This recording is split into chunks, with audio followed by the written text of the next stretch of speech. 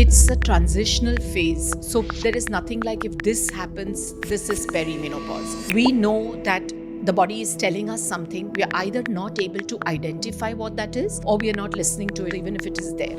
Because chronic stress alone is a major problem for how your perimenopause treats you. Younger women don't really realize, they think they have a lot of time. But you need to be preparing when you're around the bend at 40. You cannot escape the hormonal change. Hormonal change is going to happen. That is happening with age. It is going to come. I think your personal happiness matters more than anything else. All these things that work for longevity and recovery, they work if your foundation is based with your nutrition and your lifestyle. But the minute you know that there is something that you can't cope with, step back, look at yourself and ask for help.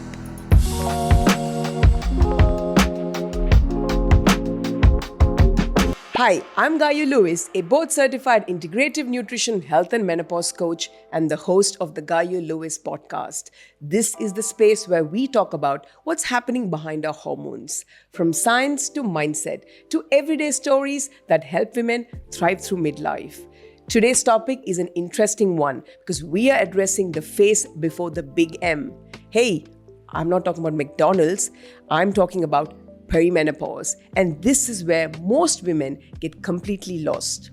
My guest today is Dr. Rajul Matkar, a functional gynecologist who's challenging the way we approach perimenopause and women's hormones.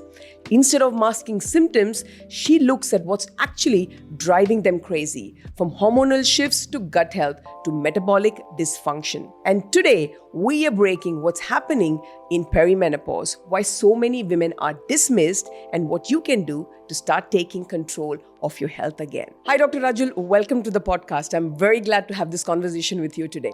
Thank you so much, Gayu. I'm looking forward to this, and I love that you invited me, and I'm really honored to be here because I think real conversations matter. Absolutely. And I think the conversation today really matters since we are tackling the big, the prelude to menopause, which is perimenopause. And it's kind of a very confusing time in a woman's life because you really don't know when that starts and, when you've actually hit menopause in general. I mean, thanks to social media now, at least we've got a bit of voice and little noise that has been created. But I personally, as a menopause coach myself, feel that sometimes that noise can also lead to a lot of confusion. So that's why experts like you are necessary or needed to give the right information to women. So my first question to you is, women generally are doubtful or questioning in the fact that they ask a question, am I in perimenopause? How do women identify saying that I am in this phase of my life right now? Yeah, so first of all, Gayu, because menopause, nobody can tell you when menopause is going to happen. Perimenopause can happen up to 10 years before menopause. And it's a transitional phase. So there is nothing like if this happens, this is perimenopause. And the first things we normally look at are like a change in your menstrual cycle. That is what are the first changes that come up because there is a dip in the progesterone hormone that happens initially. Yep. And that along with, there is many people face this, they think it's a midlife crisis kind of thing. Along with, so your period could be shorter or longer. Your period could be heavier or lighter. And you could inconsistently maybe even miss a period in between. Okay, it doesn't have to be consistent. It doesn't have to be a period of amenorrhea. That means no periods. But it is once in a while you've missed a period. People don't give it much of a thought because they think, okay, this is just a change happening with age. Yeah, or even stress because stress Absolutely. adds a lot of... Stress is completely related to this. Along with this, people have mood changes. Those are the main things that people come back to us with, saying that I behave in a fashion that I was not behaving like before. There is irritability, there is anxiety that is not related to the trigger. That means something small happens and they just fly off the handle completely. Yeah. This is related to the hormones fluctuating, actually. There's nothing like a real dip in the hormones, or like a massive dip. Yeah. There is inconsistent fluctuation of hormones happening. And that is why this is being caused. Also, people will tell us, I forget things. I walk into the room and I forget what I've come inside for. Yeah. It could be small things. I get into the kitchen and, I've completely forgotten why I came here. This is something called as brain fog. Okay. This is also seen because of hormonal fluctuation. Along with this, the most consistent thing that people are seeing, and they think it's related to old age, is sleep disturbances. Yeah. Okay. They really feel that we get up in the middle of the night, we have to go to the bathroom and we have to go and pass urine, and that is why we're getting up. No, it is the stress associated with your cortisol being up and irregularities in the way your body is reacting to the fluctuations of the hormones. Yes. That is causing, it's a combined thing. It's not just one thing leading to the other. Yeah. So along with that, I also see patients coming and telling me, I don't eat as much, but I'm putting on weight. Okay. So your metabolism does change. And that is, you do see something called as insulin resistance. There is a risk of this coming up, a higher risk in your perimenopause. So all of this is there. And I think when you have an irregular period, you need to investigate it, because you should not just think that this is perimenopause, so it's all right. There are many other causes also for the irregular period. Yeah. So you should make sure that your thyroid is functioning properly. You should come and see, get an ultrasound done, get your pap smear done. All of the regular tests you must do to rule out other causes of this. Once you have done that, okay, even if it is perimenopause, there are ways you can make it better by changing certain things in your life. So those are among the first few things that we are looking at. Okay. But doctor, question, do women accept that they are hitting perimenopause? Because I'm like I said, I'm in this field myself, and the first thing I always hear is denial, where like, oh no, I'm too young, there is no possibility. But there are so many signs that they feel, but I think they just want to avoid the conversation. Why do you think that happens? Yeah, I think the main reason is around this time, you are also seeing body changes. Okay, you see your hair thinning out, you see your some people develop acne again in this time. Some people even have dry skin, a lot of dry skin. This is all related to the fluctuations. And the most important thing that people don't talk about is your libido going down. Yeah. Okay, they don't want to accept this. There are definite changes in their relationships happening because of this. Yeah. They are dealing with that, and they don't realize that if they do come forward and they take help, you don't have to be on medications only for all of this. All of this can be treated and can be taken forward. You don't have to live with this for the rest of your life. Yeah. It is not something that you're aging, and that's why. So when you talk to the younger woman, because we are seeing younger women in perimenopause, because younger women become menopausal now. So if let's say you became menopausal when you were 45 instead of the expected average age of 51, okay, you'd probably be perimenopausal from 35 onwards. Yeah. It is very difficult for people to accept this, because you're seeing more career-minded women pushing their reproductive age. Yeah. They're looking at having babies in their 30s and late 30s. So when you tell them you're coming to perimenopause, they're actually connecting it with losing their eggs, not being able to do that. So that also is one of the reasons why denial is very, very much present. Okay. Yeah. Younger women don't really realize, they think they have a lot of time. And it is between the 30s and the 40s that you may be so busy with bringing up young children, or you may be so busy with your career just sort of getting there, that you don't really realize that you need to be preparing when you're around the bend at 40. Yeah. You may not give that much attention to, which you would do if you were in your 20s, to your exercise plan, or, to your movement, or to your food. You generally tend to lose a little bit because there are too many other responsibilities. Yeah, the priorities are different at that time. Yeah. Absolutely. So I feel that they don't want to hear. They know behind somewhere that there is a problem. And then they're looking at their mothers and their grandmothers who we never had anybody talk about this ever. Yeah.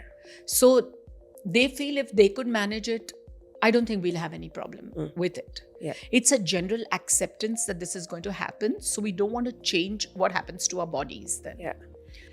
Doctor, you spoke about, your mothers or your grandmothers. Yeah. I remember, I can understand that they lived in a much different environment where Absolutely. lifestyle was different. The exposure to toxins were all different. Totally. Food. Yeah, everything they ate was much more Environment. cleaner, right? Yes. And they had the whole sisterhood, they lived together as And I families. think the stress. Yeah.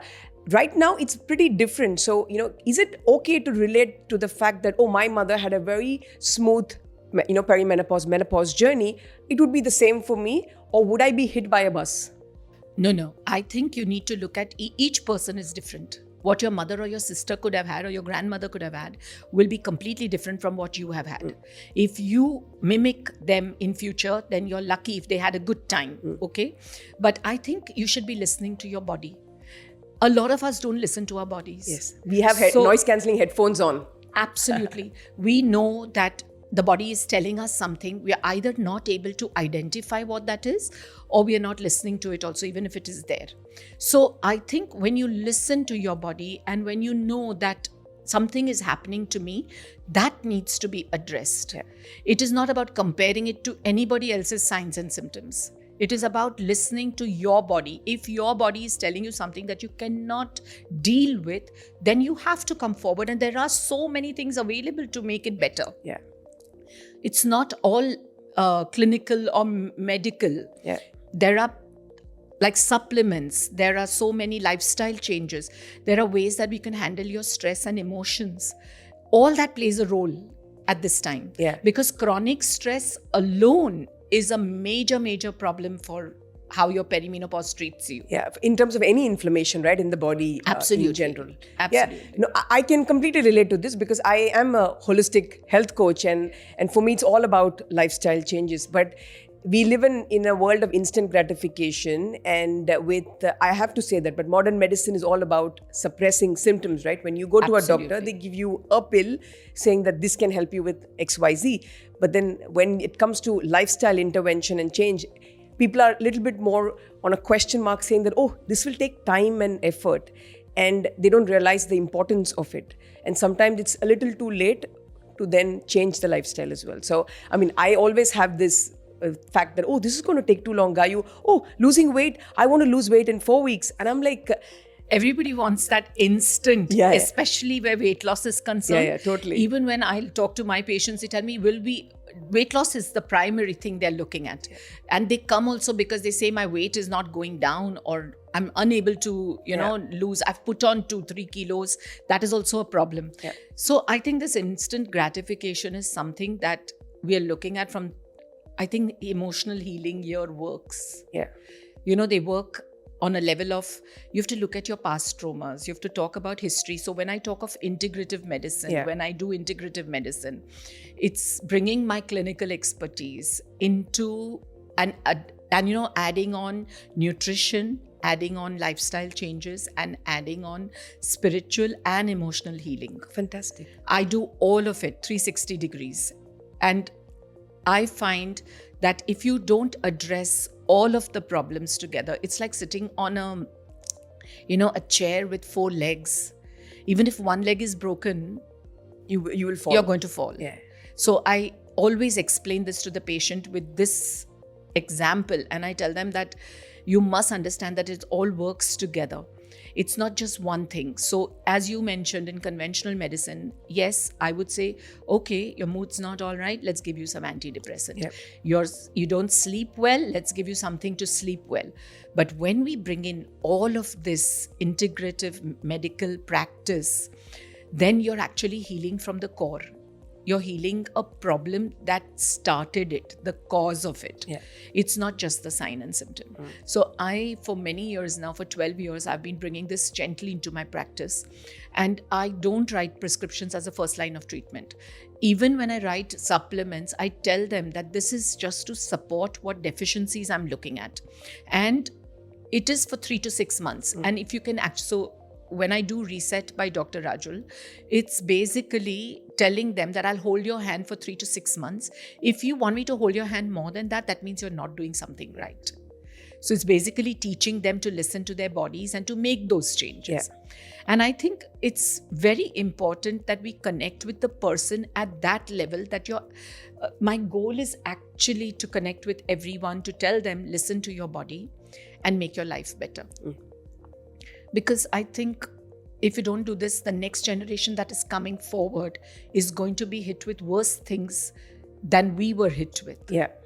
Because life is so fast with AI there, with everything there. Life is just like running.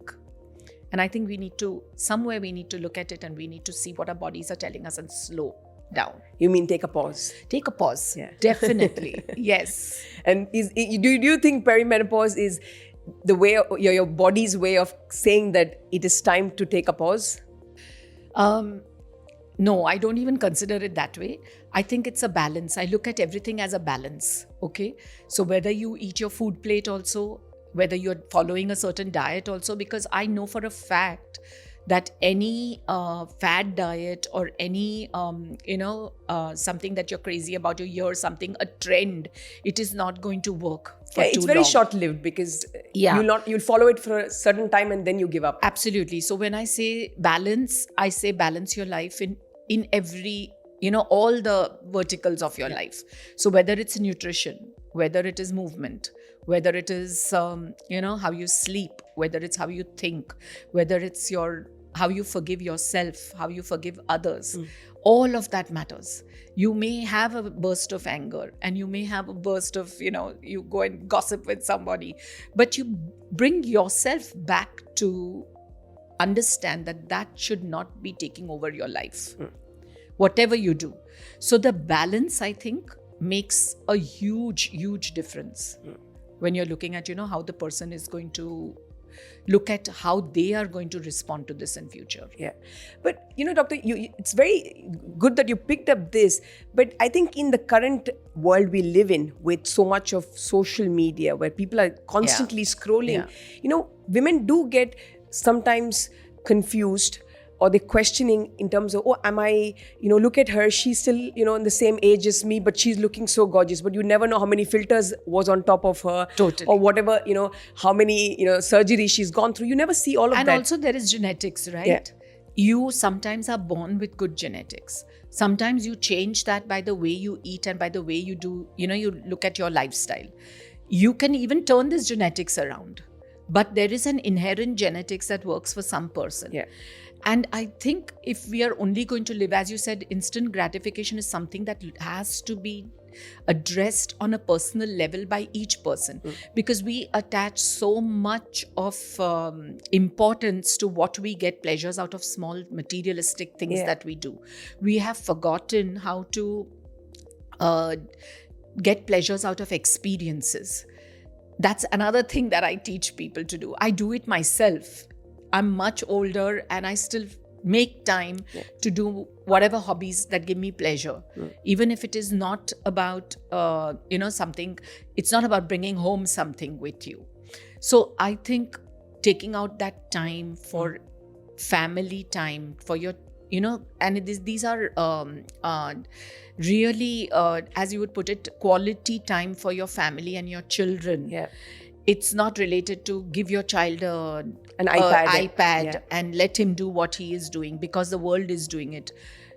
No, I think, and it matters, it comes out of you setting an example yourself. So, and it doesn't have to be all the time also. Like you shouldn't feel that every day of the week you have to take out time to do something with the child.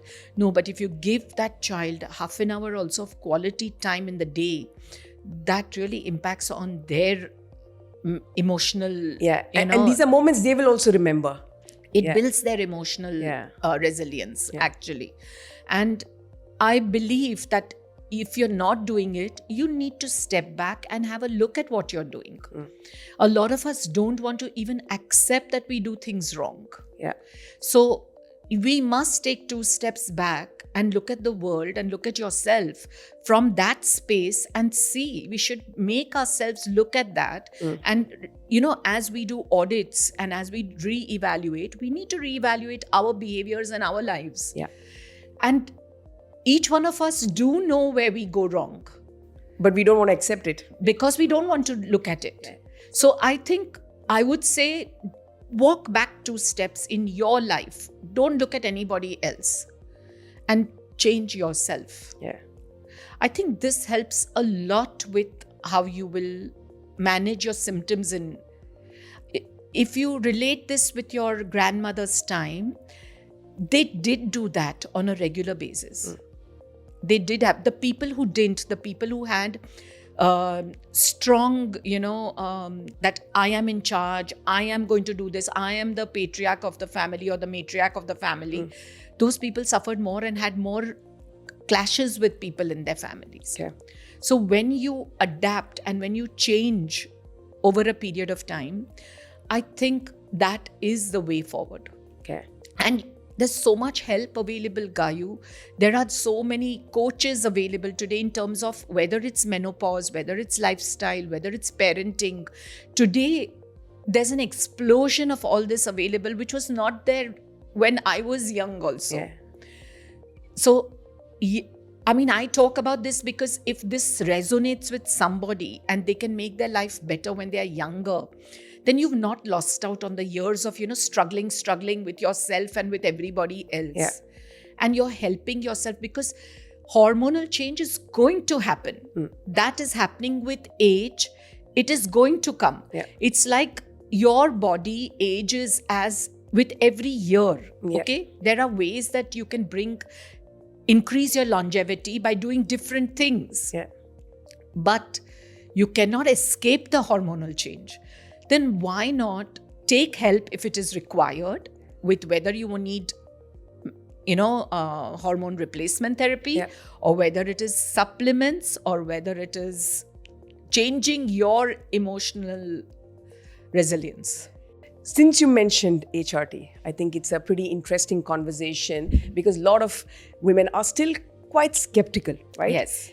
Whether, should I go all natural route, just go with the flow in terms of how my body is going to react, or should I actually help it and support it? And if I do support it, how long do I need to support it and stuff? There's a lot of questions, I think, with HRT. And like I said, I do know quite a few doctors who, as first line, they just prescribe you HRT. And then there are some doctors who are like, no, you don't need all of it. Maybe just start with the progesterone. See, first thing, help you calm your anxiety levels down. Once you start sleeping, automatically, the rest of the day looks good. You don't really need to jump into an estrogen immediately. What is your take on HRT? How do you see it? Did you take it? What's your opinion? So, unfortunately for me, I think there was so much fear attached to HRT when I was perimenopausal, and it was all because of certain studies that were done at that time. Yeah. And those were interpreted in a different way. And science, what science does is it collects data and it interprets it at different times with different data that it gets. So every few years, if you look at the trend, you'll have new data coming and you'll have new things attached to it and interpretations happening in different ways. Yeah. I didn't take HRT because of that. And also because I think HRT, before you take it, you have to have a risk assessment. Yeah. So if you have a high risk for not taking it, then that is something a doctor has to decide. They have to sit down with you and decide. FDA has taken off the black box warning recently, okay? True. Which also should have, I personally believe it should not have been carte blanche. That means just across the table for everything. For urogenital symptoms, yes, it is extremely safe to use it. And if you take off that black box warning, it was perfect. But for all the other things, you need to have evaluation. Yeah. Again, this is not being talked about in its true sense. So when a person has the option of taking HRT, I think it is a good thing to take if taken at the right time. For the right reasons. That means for your symptoms, signs, what it is required for. And also under supervised care. Yeah. This is absolutely necessary. Now, when I look at it from my functional medicine point of view, then I believe that You don't want to use the chemical medications for a longer period of time. So again, you're looking at a lot of natural things to come in. But if you use bioidentical hormones, I think it's a good idea to do that. So I am for HRT, but purely looking at the signs and symptoms and helping the patient along over there. Yeah. Because there are a lot of studies now that tell you it's very heart protective. It increases longevity, Bone health, more health, everything. Yeah. Yes, it has a certain factor, but again, you have to look at your history. You have to look at all of that and take it. Yeah. I think that's the awareness has to come in terms of evaluating, like especially when I see women with a family history of osteoporosis, cardiovascular conditions. I mean, I'm also not a go for HRT as the first route, but if it's something that can help you on a long-term basis, I think it's a good solution. And depending on what age you started and what age you're going to take it up to, that all is to be evaluated, and that's an individual thing. This is not something that you can generalize for any. Yeah. Is there an age after which you should not consider? Maybe even if I'm postmenopausal, yes. Is there a few years so I can still consider? Years. They say that once you hit menopause, if you consider in your first 10 years, especially in the first 5 years, it is beneficial. But once you're over 10 years of menopause, they don't see the benefits as they were looking. The studies don't show it. Okay. So then, and the risks for certain other things like breast cancer and other things increase after the 60s. Yeah. So that is something, if you've not taken HRT before and you want to start it in your 60s, let's say 10, 15 years after your menopause, it's not something that I would recommend. Okay. Doctor, you mentioned, I just want to ask a few questions in general. You said a lot of now women, I'm aware, are having children at a later age. Yes. Yeah? We even have women getting pregnant at post 40s and stuff. And now I'm imagining or assuming that they're also somewhere in the perimenopausal phase, but now going through motherhood at the same time. Now, I know that during motherhood as well, our hormones are going haywire. And now you combine perimenopause with it. How is that journey? Do they go through perimenopause and pregnancy at the same time? And how does the whole post phase look like? Okay, so perimenopause is there as a phase, as a transition. Okay, there are hormonal fluctuations happening at that time. Again, this could be in the 30s for somebody, and it could be in early 40s for somebody. But when you go through pregnancy later, if you're mentally not prepared for it, that is the biggest problem, where you will find both these clashing with each other, where you will not be able to handle your hormones better. Okay? Yeah.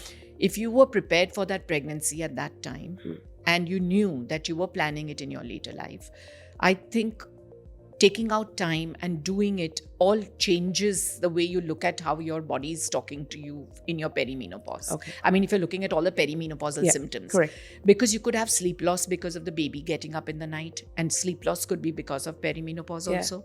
So a lot of people, I would not recommend that you take hormones for that. You could just change your lifestyle a little bit. Add in certain kinds of exercise, sleep better with certain herbs and certain teas. Yeah. All that matters, and managing your stress. Because when you have toddlers at home in that age, stress levels can also be high. And that too, if you're a career-minded person with a full career happening on the side. Yeah. So I know I relate to it completely, because I had my baby really late. I was 38 when I had my child. And I became menopausal when I was 46, 47. So I 100% was perimenopausal at that time.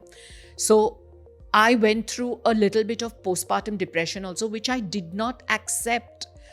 Being a doctor myself, knowing that I was not behaving in a normal fashion, I did not accept. Sitting now and talking about it years later, I knew that I had it, but I didn't put my hand out for help. Yeah. So I think it is, as I told you, Gayu, we need to step back at every stage in our life. Take the minute you know that there is something that you can't cope with, step back, look at yourself and ask for help, and re-evaluate everything you're doing at that point. Just to give another example, in the COVID time, I decided that I'm going to stop doing deliveries anymore, because it had taken a part of me so badly all my life.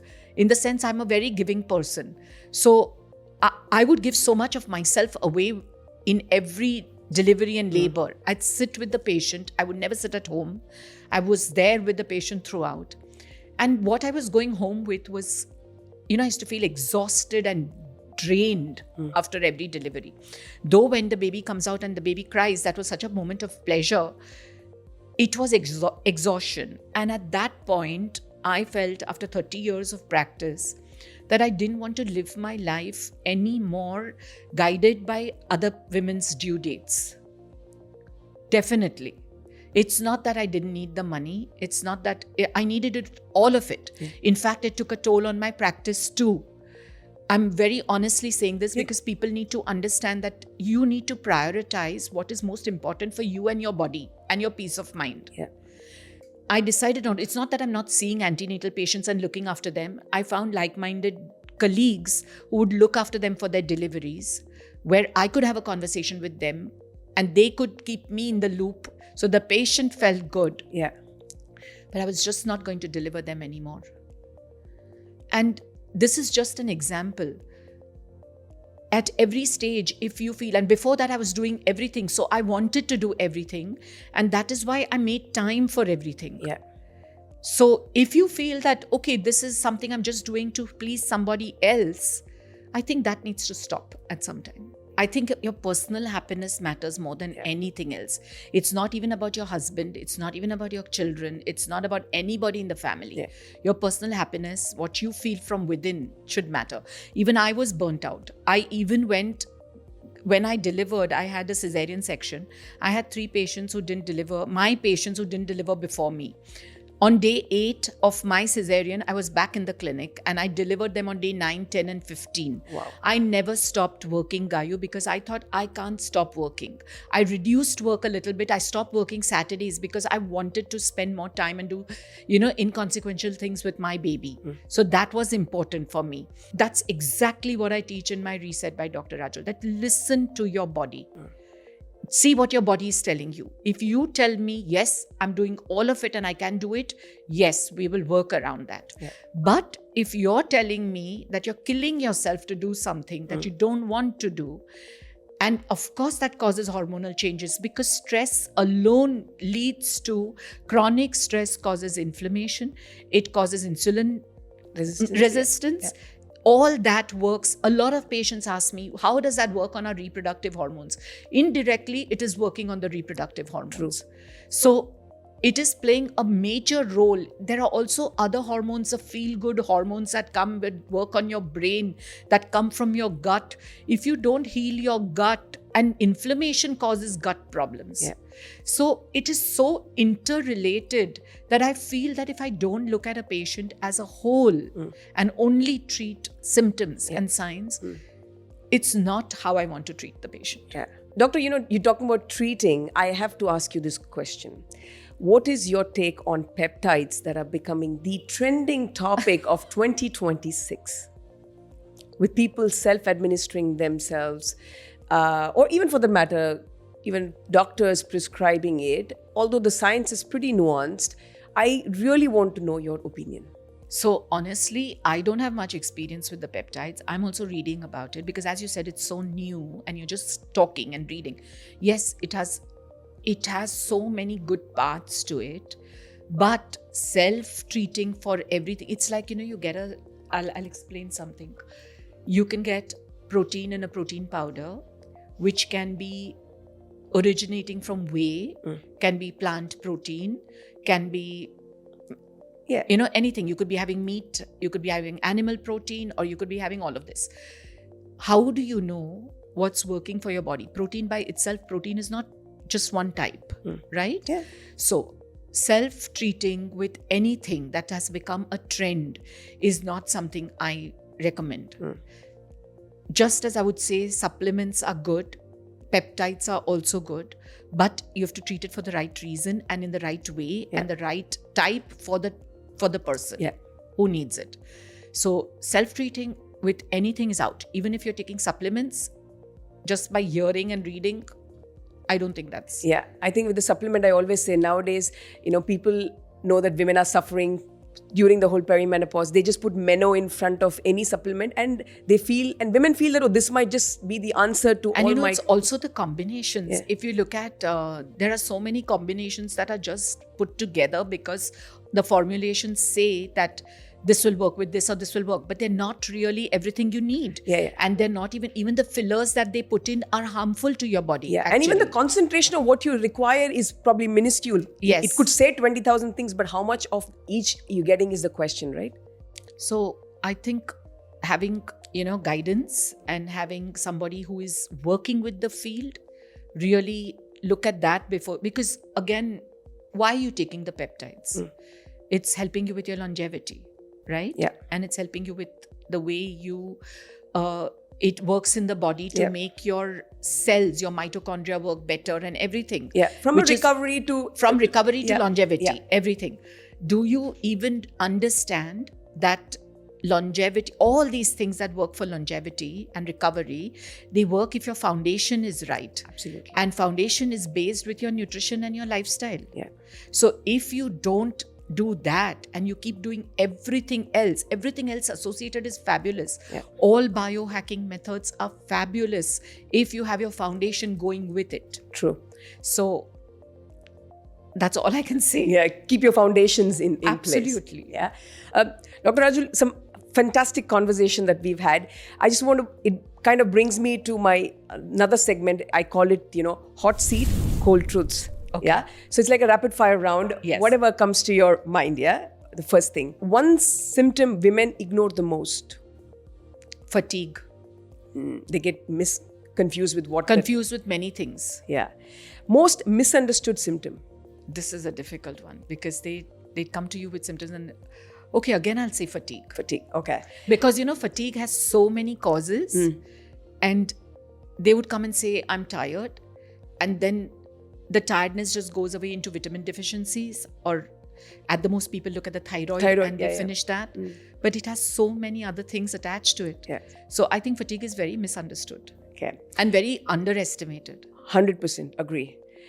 Biggest trigger, food, stress or sleep?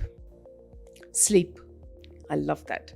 Coffee on an empty stomach, yes or no? Never. For a lot of people, that's like the fuel, I tell right? my son also. Yeah. My son is, he has developed a habit of coffee in the morning. I say have it after breakfast, not on an empty stomach. Yeah. Like for my parents, I come from south of India. Yeah. That is, my mother calls it petrol. Yes. Like without yes. that, she and my dad cannot function in the morning. No, I'm sure. What I mean is like the habit of just having coffee and then not having anything food, else after that in terms of a breakfast is a no. Yeah. Fasting, a friend or enemy? Friend, if you use it correctly. Okay. Supplements, necessary or overhyped? Necessary. HRT, life-changing or overhyped? Life-changing. Birth control pills, harmful or helpful? Helpful if used correctly. Okay.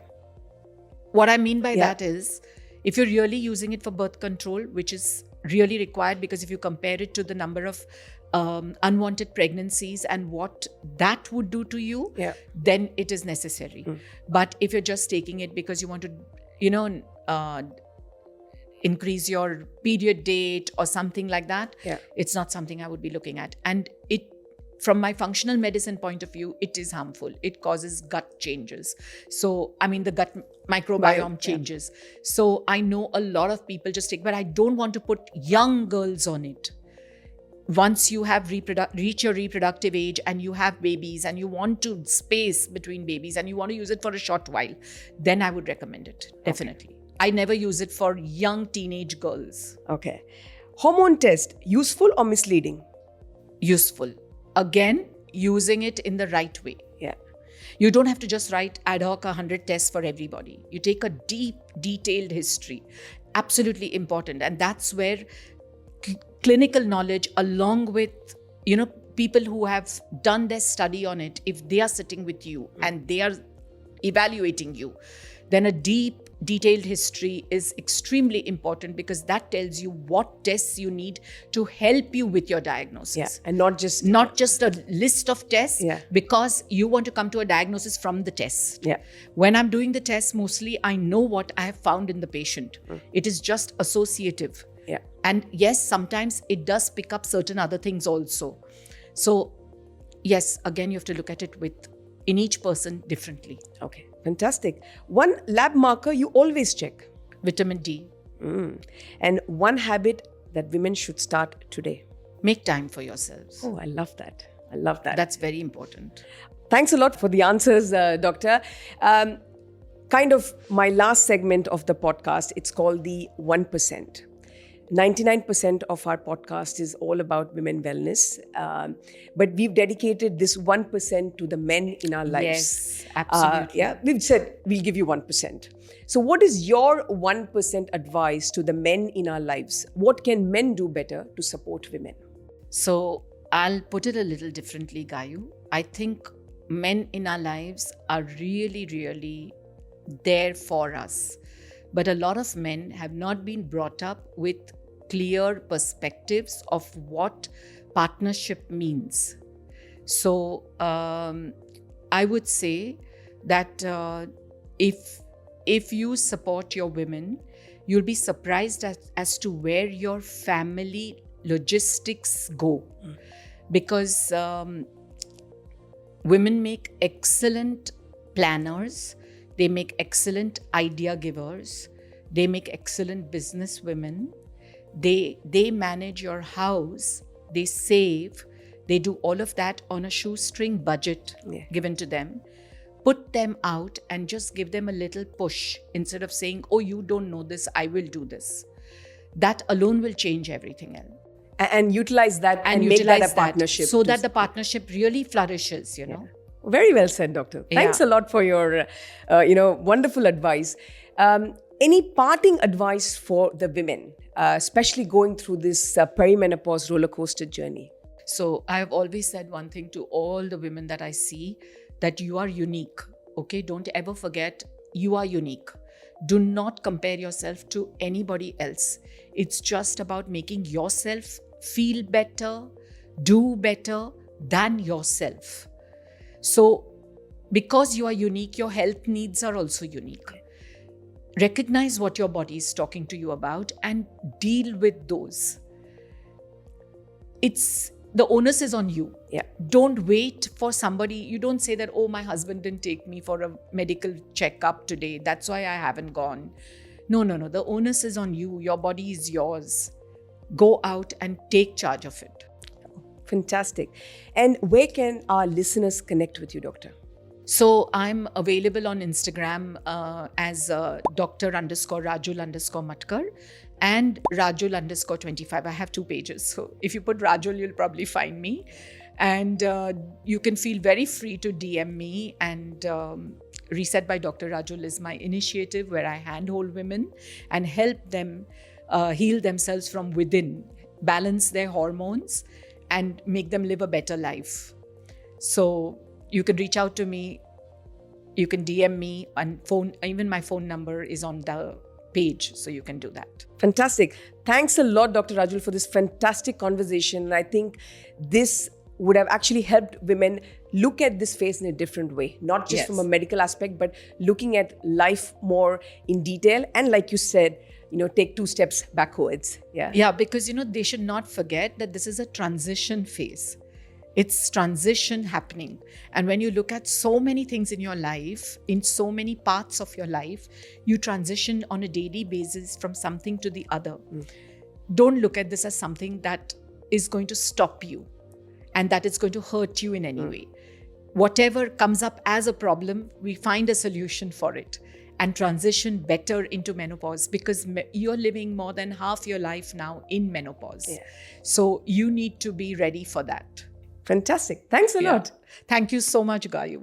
This is the kind of conversation that we should have had years ago. But the truth is, women are not confused. They just don't have the right information. If this episode hit home, make sure to share it with another woman. And if you're still uncertain and unsure of few questions, drop it below. We are very happy to answer them for you. I'm Gayu Lewis, and this is the Gayu Lewis podcast. And until next time, menopause, why pause? Let's play.